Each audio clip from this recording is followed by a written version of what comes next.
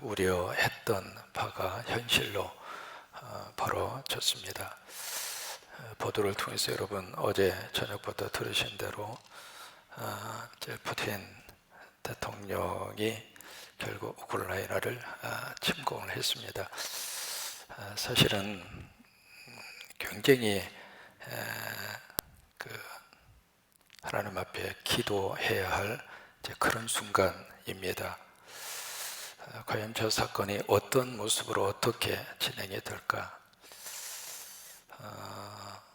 가장 걱정되고 염려스러운 것은 참 묘하게도 어느 정도 우리가 이제 국제 정세라든지 뉴스를 들으면서 느끼는 것이 그렇게 독재자들이 그렇게 지금 중국도 마찬가지잖아요. 거의 반영구적으로 집권할 수 있도록 모든 시스템을 바꿔버렸고, 러시아도 마찬가지입니다. 푸틴이라고 하는 사람이 거의 영구적으로 해먹을 수 있도록 그렇게 바꿔놨고, 근데 사실은 이제 미국도 참 묘한 분위기입니다. 이번에 이제 푸틴이 우크라이나를 공격을 했을 때 전임 대통령이었던 트럼프 대통령의 그 반응이 너무 깜짝 놀랐어요. 왜냐하면 푸틴 대통령 너무 잘한다는 거예요. 야, 그렇게 스마트하고 그렇게 결단성 있게 이렇게 할 수 있는 사람이 어디가 있느냐고. 그러면서 이게 미국의 대통령을 지냈던 전직 대통령이 푸틴 대통령을 막 이렇게 띄워주는 거예요. 거기다가 이제 국무장관을 했던 폼페이오라고 하는 국무장관도 같이 이제 합세가 돼서 그냥 웃으면서 푸틴 기가 막힌 전략을 가지고 우크라이나를 잘 공격한다, 이제 그런 식으로 반응을 보이고 있고, 또 하나 미국의 CNN이라고 하는 전 세계적인 하나의 뉴스 매체가 있잖아요. 거기에 가장 중요한 앵커 중에 한 사람이 터커 칼슨이라고 하는 사람입니다.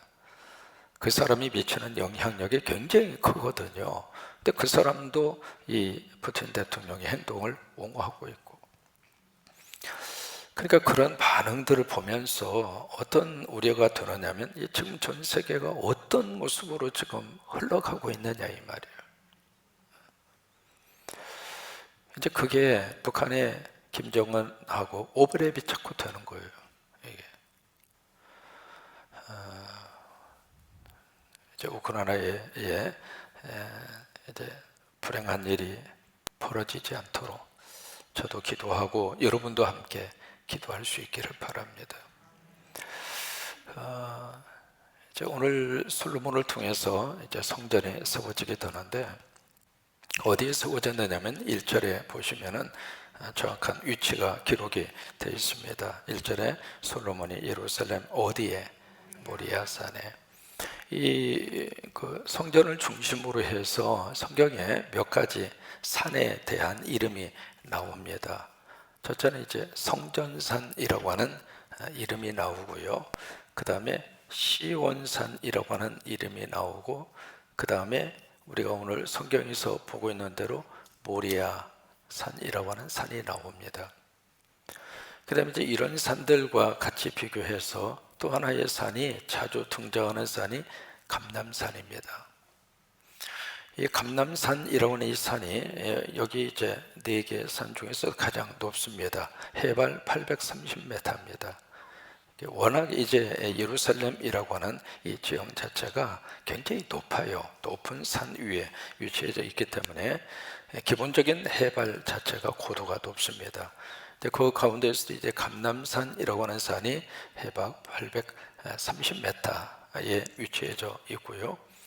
그 다음에 여기 이제 3가지 산이 나오거든요. 성전산, 시온산, 모리아산이라고 하는 산이 나오는데, 사실은 이제 전체 이 산의 높이는 약 한 730m 그 정도 됩니다. 이게 이제 큰 하나의 산맥으로 그렇게 이루어져서 약간 언덕처럼 살짝 이렇게 볼록볼록 솟아있는 그런 부분들이 많이 있어요. 그래서 여러 가지 명칭으로 우리가 부를 수 있지만은 성전산이나 시온산이나 모리아산은 다 같은 산입니다. 같은 장소에 대한 여러 가지 개념적으로 그렇게 부르고 있는 그런 산들입니다. 그래서 이제 구약 성경에는 이렇게 시온이라고 하는 단어가 참 많이 나오잖아요. 특별히 시편에 보시면 시온이라고 하는 단어가 많이 나오는데 결국 성전이 있는 전체의 그 산을 가리켜서 시온이라 또는 시온산이다. 성전이 있으니까 성전산이라. 그리고 솔로몬이 거기다가 성전을 세운 구체적인 장소가 모리아, 바로 그곳이었기 때문에 모리아산이다. 이제 그렇게 여러 가지 명칭으로 그렇게 불리우고 있습니다. 그러면은 바로 이곳에다가 왜 솔로몬이 성전터를 세웠을까? 여기에 왜 성전 건축을 시작을 했을까? 그러니까 이 성전을 건축을 하는데 이렇게 쭉 다니면서 여기가 몫이 참 좋을 것 같다. 앞으로 여기가 발전 가능성이 있다. 우리 식으로 말하면 여기다 하면 좀 투자 가치도 있겠다. 그 개념에서 성전터를 잡은 게 아닙니다. 성전터는 누가 잡았는가? 이미 아브라함 때 잡았습니다. 그 성전터를 누가 잡게 하셨는가? 하나님이 잡았습니다. 그러니까 이게 개인의 역사도 그러고요, 성전의 역사도 그러고 국가의 역사도 그렇습니다. 영원할 것 같지만은 지구상에서 일어난 모든 이 세계사의 역사 속에서 그 어느 나라도 영원하지 않습니다. 미국도 그러고요. 로마의 제국 얼마나 화려하고 얼마나 컸습니까? 그 로마의 제국도 영원하지 않았습니다. 결국에 가서 이 역사는 어떻게 흘러가는가? 하나님의 계획과 하나님의 섭리 안에서 흘러갑니다. 케네디 대통령이 미국의 대통령이 됐을 때 그가 40대입니다. 40대 젊은 사람이 세계의 권력을 잡아주게 된 거죠. 그리고 그분이 캐톨릭 출신입니다. 미국의 역사 속에서 캐톨릭 출신의 대통령이 최초로 된 사람이 존 F 케네디입니다. 그래서 많은 사람들이 케네디에게 기대를 걸었죠. 하버드 대학의 출신에 참 잘생겼잖아요. 그리고 40대의 젊은 정치 지도자, 말 그대로 센세이션이 일어났습니다. 그래서 이제 그 대통령이 된 다음에 백악관에서 파티가 열렸습니다. 그래서 내노라는 모든 지도자들이 함께 모여서 그의 대통령 당선을 축하하고, 그 자리에 누가 있었느냐면 빌리그레함 목사님이 계셨어요. 그래서 저 이렇게 온 인사대로 인사를 하다가 빌리그레함 목사님을 딱 만나서 케네디가 그렇게 물어요. 목사님, 역사의 방향이 어디로 흘러가고 있습니까? 그렇게 질문한 의도가 있습니다. 케네디 입장으로서는 앞으로 이 미국뿐만이 아니라 전 세계의 역사가 바로 케네디, 나를 중심으로 역사가 흘러갈 것이다. 아니, 그렇게 역사는 되어야 할 것이다. 그 생각을 가지고 빌리그레함 목사님에게 슬쩍 물은 거예요. 그때 빌리그레함 목사님이 했던 유명한 말이 있습니다. 역사요? 역사는 하나님의 계획대로 흘러갑니다. 그러니까 케네디는 자기 중심으로 역사가 흘러갈 것처럼 착각을 했지만 그도 암살로 세상을 떠나잖아요. 역사, 하나님의 계획대로 흘러가는 거예요. 그래서 우리가 하나님 앞에 기도하는 겁니다. 한국의 역사도 하나님의 손 안에서 흘러가게 될 것이고, 소련도, 러시아도 마찬가지고, 우크라이나도 마찬가지고, 결국 하나님의 계획 안에서 모든 역사의 방향이 흘러가게 될 거예요. 이 성전도 성전을 다윗이 정하고 솔로몬이 정하고, 겉으로 보기에는 그렇게 보이지만은 이 성전의 가장 중요한 기반 시설, 가장 중요한 터를 누가 잡아주셨는가? 하나님이 잡아주신 거예요. 오늘 1절에서는 이 성전을 누가 지금 구입한 것으로 되어져 있는가? 다윗이 준비한 것으로 1절은 그렇게 기록이 되어 있습니다. 1절 처음부터 한번 읽어보실까요? 솔로몬이 예루살렘 모리아산에 여호와의 전 건축하기를 시작하니 그곳은 전에 여호와께서 그의 아버지 다윗에게 나타나신 곳이요 여부스 사람 오르난의 타작마당에 다윗이 정한 곳이라. 이것이 역대상 22장 1절입니다. 22장 1절 한번 번거롭더라도 앞으로 좀 가셔서 역대상 22장 1절입니다. 그쪽으로 가셔서 다윗이 선포했던 말이거든요. 이제 그 앞에 그 유명한 다윗의 인구조사 사건이 기록이 돼 있고 사탄의 충동을 받아서 다윗이 인고조사를 하잖아요. 그것 때문에 세 가지 중에 하나를 선택해라. 다윗은 하나님으로부터 얻어맞겠다. 그래서 이제 전염병이 쫙 하고 퍼집니다. 전염병이 퍼졌는데 그로 인해서 죽은 사람이 7만 명입니다. 그래서 이제 그 모습을 보고 다윗이 하나님 앞에, 하나님, 잘못은 제가 했는데 왜 무고한 백성이 죽어야 합니까? 그래서 막 회개하잖아요. 회개하는 모습을 보고 이 하나님께서 됐다, 그 정도면 됐다 해서 이제 여호와의 사자가 예루살렘을 쫙 치려고 하는데 그만 스탑 하고 이제 중지 명령을 하잖아요. 그러면서 오르난의 타작마당에 가서 제사를 드려라. 그래서 이제 다윗이 급히 가서 그 타작마당에 가서 제사를 드립니다. 제사를 드리는데 그 제사 가운데 하나님의 불로 응답하신 거예요. 그래서 아하, 여기에 하나님의 역사하심이 있구나, 그 생각이 들어서 거기 오르는 타작마당을 다윗이 거기서 은 603개, 금 603개를 두고 삽니다. 그러니까 오르는 마당만 산 것이 아니라 이 산 전체를 산 거예요. 그래서 이제 금 603개, 우리 식으로 계산을 하면 노동자가 100년 동안 일을 해서 모을 수 있는 액수입니다. 엄청나게 큰 액수거든요. 그 거액을 주고 땅을 사요. 그 땅이 전체적으로 성전만 지을 수 있는 그 터가 아니라, 왜냐하면 성전 지을 수 있는 땅은 조금이면 돼요. 조금 있으면 이제 그 사이즈가 나오거든요. 그러니까 별로 큰 땅이 필요하지 않아요. 근데 다윗은 산 전체를 다 산 거예요. 그래서 노동자 100년치 월급을 주고 그렇게 주고 이제 그 땅을 사요. 딱 사고 나서 그 다음에 역대상 22장 1절에 뭐라고 이야기하는가, 이 다윗이 고백한 말이거든요. 같이 한번 읽겠습니다.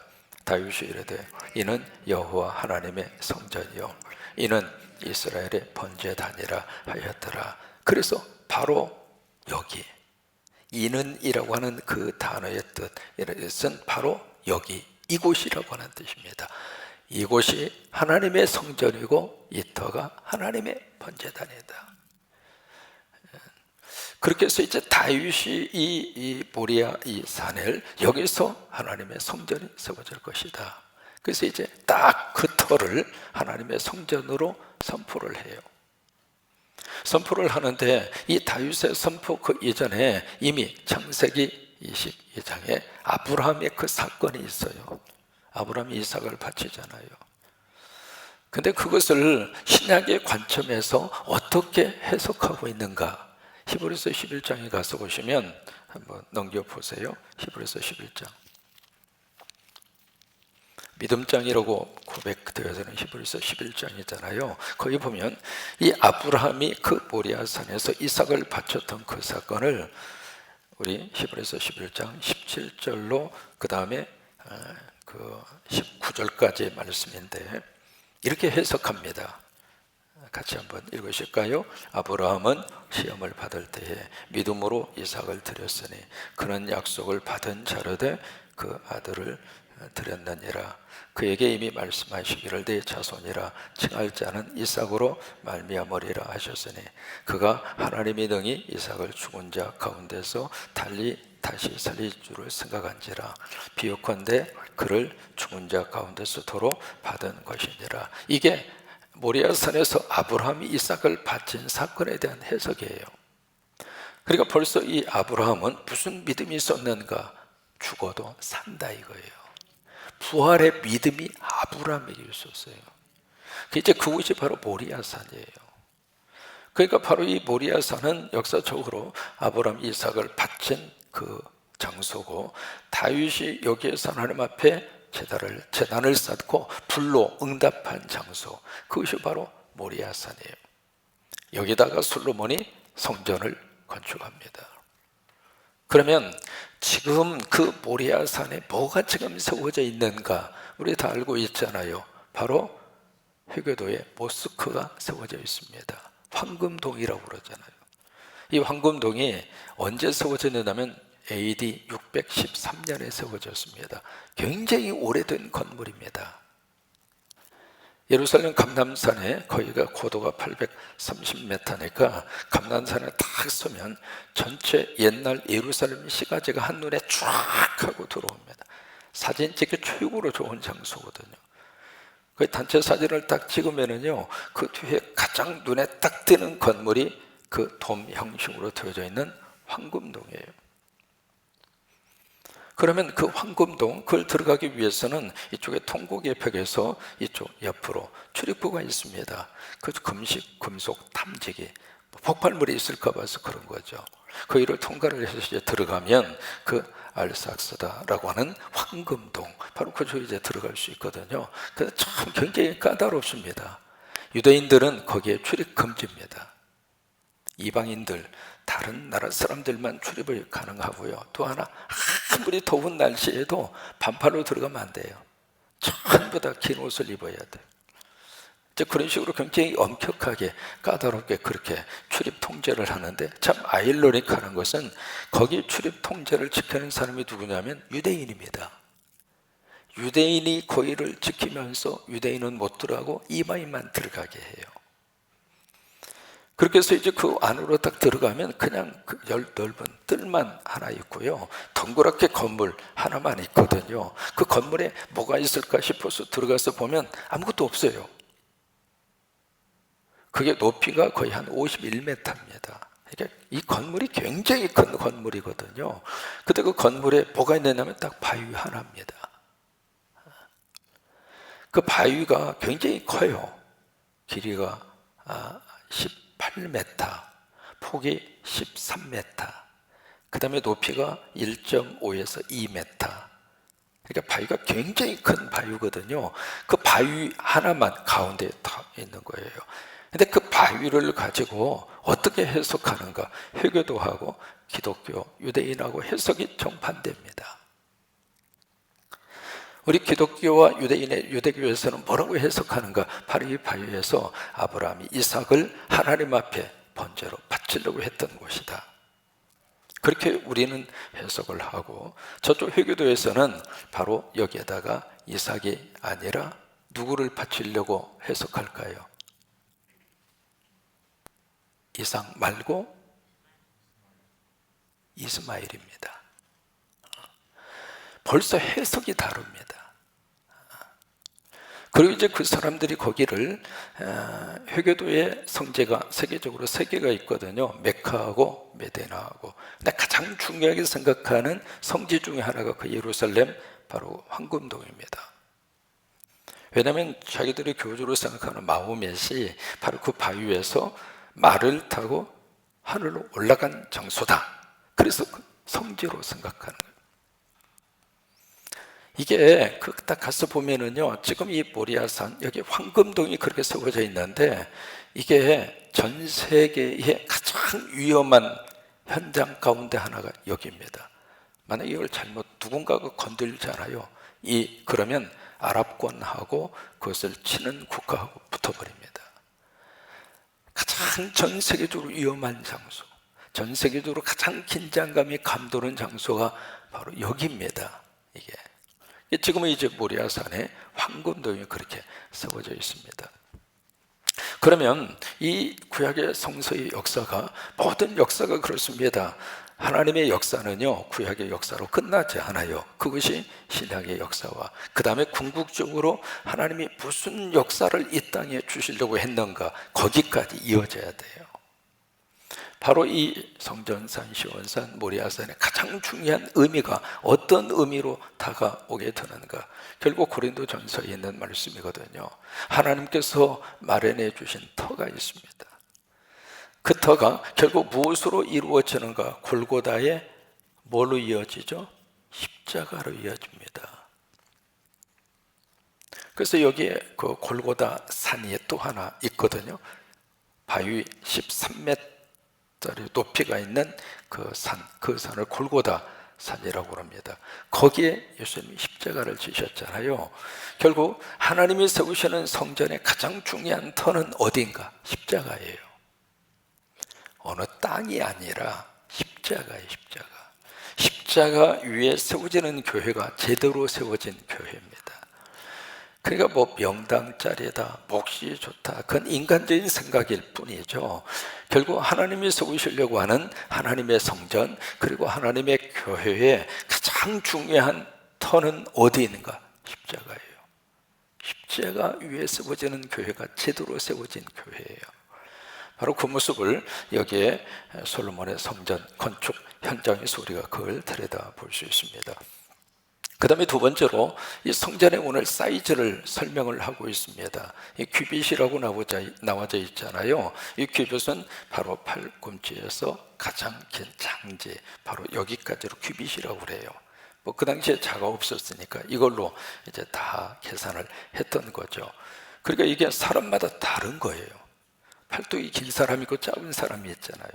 그러니까 사람마다 규빗을 계산할 때 상당히 좀 약간의 착오가 있을 수 있습니다만은 평균적으로 여기서 여기까지를 약 한 50cm 정도 그렇게 평균적으로 계산을 해볼 수 있는데, 또는 뭐 45cm 또는 53cm 각자마다 조금씩 달라요. 다른데 이 성전을 왜 그럼 왜 규빗으로 그렇게 계산을 했을까? 모세 시대에 성막 사이즈하고 솔로몬이 세우는 성전 사이즈를 비교하려고 규빗으로 한 거예요. 그것을 보면은 성전의 사이즈를 이렇게 볼 수 있습니다. 이 길이가 얼마인가? 지금 길이가 오늘 성경이 보시면은 몇 규빗이라고 되어져 있죠? 60규빗입니다. 60규빗. 그러니까 그것을 50cm로 계산을 하면, 미터로 계산을 하면 여기까지, 여기 길이가 30m입니다. 자, 편리하게 여러분 미터로 좀 계산을 해 드릴게요. 그리고 여기서 여기까지가 이 길이가 30이고 이쪽에 저희가 10m입니다. 이제 그런 식으로 되어져 있거든요. 그리고 이제 높이가 있고요. 그러면 이것이 이제 성전입니다. 이 성전인데 이 성전이 모세가 지었던 성막하고 딱 2배입니다. 사이즈가 2배예요. 2배인데 이 성전은 뭘로 구성이 되어 있는가? 2개로 구성이 되어 있어요. 이쪽에 지성소가 있고 밑에는 성소가 있고, 이게 성전이에요. 그 다음에 나머지 이제 부속 건물들이 많이 있을 수 있습니다만은 가장 중요한 성전은 이 2가지예요. 이쪽에 지성소, 이쪽에 성소. 그래서 이 지성소에 대한 여기 이제 사이즈가 그 다음에 쭉 그렇게 기록이 되어 있습니다. 이 지성소는 길이가 20m, 길이가 20m, 그리고 폭이 10m. 아니, 지성소가 10m, 그 다음에 이쪽 성소가 20m 해서 30m가 되겠죠. 그리고 10m, 10m, 이게 지성소, 그 다음에 이쪽이 성소입니다. 그러면 이것을 평수로 계산을 하면은요, 지성소는 130평 나와요. 평수로 쭉 계산을 하면 성소는 어느 정도 나오는가? 270평이 나와요. 그러면 성전 전체 사이즈가 몇 평이냐면 400평이에요. 400평. 그러면 이 400평이라고 하는 이 사이즈가 클까요? 작을까요? 지금 한국 교회에 예전에는 본당 400평 본당 많아요. 그러니까 현재 개념으로 보면 이 성전의 사이즈가 그렇게 큰 게 아닙니다. 400평이라고 하는 이 평수가. 왜냐하면 이 성전 하나를 지으려고 다윗이 40년 준비했잖아요. 그리고 솔로몬이 7년 공사를 통해서 성전을 지금 완성을 시키고 있는데, 이렇게 약 한 47년 동안 준비해서 지은 성전 치고는 작은 거예요. 400평밖에 안 되니까. 근데 외형적으로 봐서는 아주 작아요. 어떤 의미에서 초라하죠. 볼품이 없죠. 400평 건물. 그거 지으려고 거의 50년 가까운 세월을 그렇게 투자를 했는가, 그 생각이 들 정도로. 그런데 외형적으로 봐서는 작고 왜소합니다만은 그 안에 들어가서 보면은 완전히 달라요. 이 성소와 지성소 전체가 무엇으로 쫙 이렇게 전부 다 입혔는가? 금이에요. 여기에 들어간 금이 다윗이 3,000달란트를 헌금하죠. 그리고 지도자들이 5,000달란트를 헌금을 해요. 거의 10,000달란트입니다. 그걸 현대적인 계산으로 계산을 하면 어느 정도 액수가 나오냐면 100조입니다. 금값만 하더라도. 그러니까 성소와 지성소는 금으로 쫙 전부 다 도배가 되어져 있는 거예요. 그럼 왜 금일까? 이게 베드로서입니다. 성경에서 금은 무엇을 의미하는가? 믿음이에요. 믿음. 그러니까 지성소와 성소를 들어가는 사람에게 하나님이 요구하는 것은 믿음이에요. 지금도 마찬가지입니다. 교회에 오시는 분들에게는 하나님이 믿음을 요구하세요. 히브리서 11장 6절 말씀, 믿음이 없이는 하나님을 기쁘시게 못하나니. 그렇죠? 믿음이 있어야 믿음이. 그를 찾는 자들, 그를 하나님께서 상 주시심을 믿어야 할지니라. 믿음이에요. 믿음. 그래서 성소와 지성소는 철저하게 금으로 전부 다, 눈에 보이는 것은 다 금이에요. 다른 것은 다 그 뒤에, 물론 이제 여러 가지 조각목이라든지 그런 목재들이 동원이 됐습니다만은 그것조차도 전부 다 금으로 다 싼 거예요. 오직 성소와 지성소에는 하나님이 믿음만 요구하시는 거예요. 그 다음에 세 번째로 이 성막하고 결정적으로 다른 것이 하나 있습니다. 이 성전은 뭐냐면 들어가는 입구에 기둥이 두 개가 세워집니다. 이게 이제 솔로몬 성전하고 모세의 성막하고 결정적으로 다른 거예요. 세워졌는데 이 기둥에 이름을 갖다가 붙여요. 그 이름, 오늘 성경에 그게 기록이 되어져 있죠. 15절입니다. 성전 앞 기둥 둘을 만들었으니 높이가 35규빗이요. 이걸 열왕기상 7절하고 7장하고 역대하 3장하고 치수가 달라요. 성경을 조금 자세히 읽는 분들은 왜 그러지? 그런 생각이 들어요. 열왕기상 7장에서는 이 규빗이 15규빗이에요. 근데 여기서는 35규빗입니다. 벌써 20규빗 차이가 나죠. 왜 그럴까? 여러분, 그럴 때는 어느 한쪽이 틀렸다, 어느 한쪽이 맞았다, 그렇게 볼 게 아니라 이게 왜 그럴까? 그렇게 질문을 던져야 되거든요. 그러니까 열왕기상에서는 기둥이 이렇게 있으면은요, 기둥이 있고 그 뒤에 뭔가 이렇게 그 데코레이션을 했습니다. 그리고 그 위에다 뭐 이렇게 얹혀 놓는 게 있거든요. 그리고 그 위에 또 하나 이렇게 얹혀 놓는 게 있어요. 열왕기상에서는 바로 여기서 여기까지만 계산을 한 거예요. 그러니까 15규빗이라고 그런 거고, 그 다음에 역대하는 여기서 여기까지에 있는 것까지 계산을 하니까 전체적인 길이가 35규빗이에요. 성경은 1.1획도 틀리지 않아요. 우리가 모를 뿐이에요. 우리가 잘 이해를 못하니까 여긴 틀렸다, 여긴 뭔가 문제가 있다, 그렇게 생각을 하는 거죠. 그러나 해석해서 들어가서 보면은 성경처럼 정확한 게 없어요. 그래서 이제 기둥을 두르게 쫙 세우는데 그 높이가 35규빗이요. 각 기둥 꼭대기의 머리가 5규빗이라 성소같이 사슬을 만들어 그 기둥 머리에 두르고 석류 100개를 만들어 사슬을 달았으니, 기둥 위에다가 이런 데코레이션이 올라갔다, 그 말이죠. 17절 같이 한번 읽습니다. 그 두 기둥을 성전 앞에 세웠으니 왼쪽에 하나요 오른쪽에 하나라.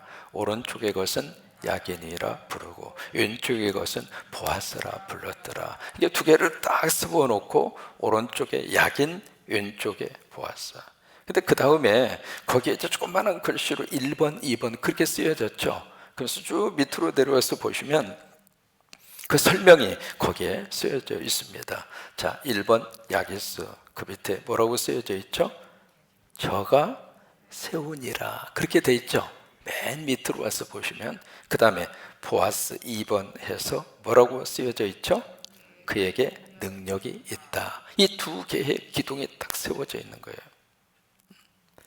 그러니까 성전 앞에 한쪽은 야긴, 한쪽은 보아스 딱 세워놓고 한쪽은 그가 세우신다. 그 다음에 이쪽은 그가 능력이 있다. 그 두 개의 딱 기둥을 세워 놓는 거예요. 여러분, 이게요, 성전을 출입하는 우리들에게 주시는 하나님의 메시지입니다. 교회 오실 때도 마찬가지입니다. 능력은 누구에게 있는가? 하나님에게 있다는 거예요. 모든 것을 주관하는 능력자는 누군가? 하나님이다. 그 다음에 그 하나님이 나를 세우시고, 그 하나님이 우리 가정을 세우시고, 우리 나라를 세우시고, 우크라이나를 세우시고, 하나님이 세우신다고 하는 거예요.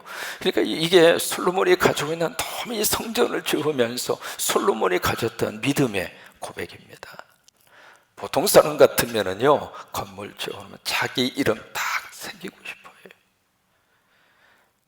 어느 교회에서는 건축하면서 건축한 건 조금 남들보다 조금 더 했다고, 그냥 그 건축 과정에서 그냥 자기 권리 행사하려고 그러고, 나중에 자기 이름 동판으로 해서 새겨 넣으라고 그러고, 막 하여튼 별별 사람 다 있습니다.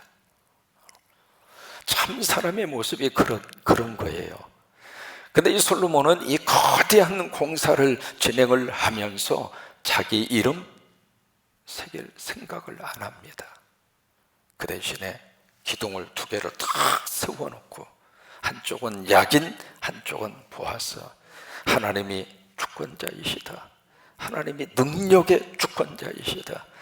우리를 살리고 우리를 보호하고 우리를 인도하실 분은 바로 이 하나님이시다. 그 믿음의 고백을 탁 담아서 고백 한번 하시죠. 야긴, 보아스.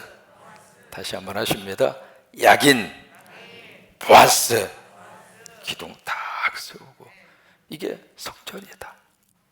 이 성전을 통해서 하나님의 능력을 의지하고 하나님의 세워주신다고 하는 믿음을 붙잡고 우리가 하나님 앞에 예배하고 하나님의 백성으로 살자라고 하는 이 솔로몬의 신앙의 고백이 이 성전 건축 속에 그대로 그렇게 담겨져 있습니다. 오늘 하루도 야긴과 보아스, 오른쪽에 야긴이 있고 왼쪽에 보아스가 있어요. 여러분, 오른쪽이 바로 능력의 상징이잖아요. 그러니까 하나님이 능력자이시고, 그리고 그 하나님이 우리를 세우시고, 그래요. 야긴과 보아스. 다시 한 번만 해보실까요? 야긴, 보아스. 그래요. 야긴과 보아스. 양쪽 기둥 딱 붙잡고 우크라이나가 더 이상 번지지 않기를 바라고, 하나님께서 도와주시기를 바라고, 오늘 하루 우리의 삶 가운데에서도 야긴과 보아스로 하나님이 함께 하시게 되기를 주의 이름으로 축복합니다. 우리 620